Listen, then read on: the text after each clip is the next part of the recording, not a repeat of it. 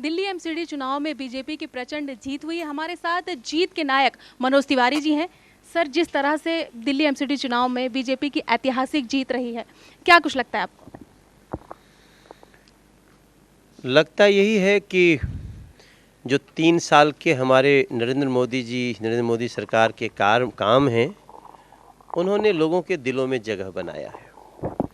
और जिनको बड़ी आशा से लोगों ने 2.25 साल पहले दिल्ली की गद्दी पे बिठाया था, वो पूरी तरह से फेल हो गए हैं और उनको दिल्ली की जनता ने नकार दिया है। आम आदमी पार्टी ने हार के बाद फिर ईवीएम का जो है ठीकरा फोड़ दिया है कि इस बार मोदी लहर नहीं बल्कि ईवीएम की लहर चली है। लेकिन आपको अभी मैं खुशी की खबर सुनाऊं कि थोड़ा देर पहले अरविंद केजरीवाल जी ने एक ट्वीट किया, हमको भी टैग किया और बोले कि मैं अपनी हार स्वीकार कर रहा हूं।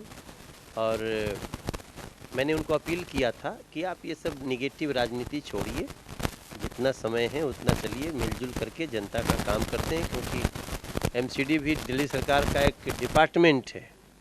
तो उन्होंने ऐसा कहा है कि हम मिल के काम करने के लिए तैयार हैं।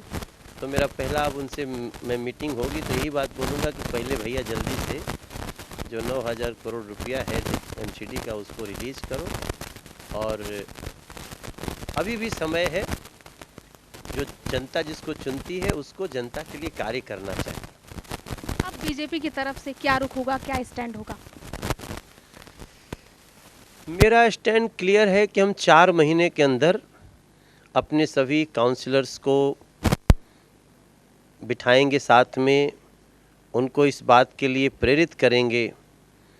और वो एक नई ऊर्जा के साथ सभी आए हैं, वो खुद भी ऊर्जावान हैं।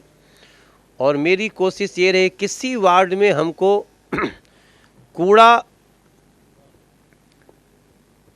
8-8 घंटा 10-10 घंटा पड़ा हुआ दिखाई न दे, कूड़ा इकट्ठा हो और कूड़ा उड़ जाए। और जहाँ पानी का जल जमाव हो उसको दूर करें, फॉगिंग कराएं। और इस बार हमारे दिल्ली में बिल्कुल डेंगू और चिकनगुनिया का प्रकोप न हो, ऐसा हमारा 4 महीना सिर्फ यही प्लान है। सर, अपने गीत के धुनों में एक छोटा सा हमारे दर्शकों को इस जीत का बताइए। ना, वो गीत वाला दौर अभी इस समय नहीं है। गीत तो अब दिल्ली की जनता गा रही है। उसने ऐसा धुन बजाया है कि बड़े बड़े लोग बैकफुट पे चले गए हैं। और मैं समझता हूँ पॉजिटिव राजनीति हो, दिल्ली को नकारात्मक राजनीति का अड्डा मत बनाओ भैया कोई लोग, क्योंकि दिल्ली हैपनिंग प्लेस है, खुशियों का प्लेस है। दुनिया भर से लोग दिल्ली घूमने आते हैं। क्या देखने आते हैं? आप सोचिए, खुद याद करो आप कि पिछले साल भर में आपकी रिपोर्टिंग किस किस है? क्या कुतुब मीनार का जुड़ा कोई मुद्दा आया? लाल किले की सुंदरता से जुड़ा मुद्दा आया? हुमायूं के मकबरा से जुड़ा हुआ मुद्दा आया? क्या लोटस टेम्पल से जुड़ा हुआ कोई मुद्दा आया? नहीं आया। कुतुब मीनार से जुड़ा नहीं आया। क्यों नहीं आया? क्योंकि अब इसकी बात ही नहीं हो रही है। बात क्या हो रही है? यही गंदगी की, उसको गाली दो, उसको आरोप लगाओ, इसको। ऐसा लगता है कि जब से अरविंद केजरीवाल जी आए हैं सिर्फ नकारात्मक बातें हो रही हैं। टूरिस्ट कब होने लगे दिल्ली में आने से? इंडिया गेट की चर्चा नहीं हो रही है। अब शाम को जाइए, कितने लोग आते हैं, इंडिया गेट पे बैठते हैं, उसकी बात होनी चाहिए।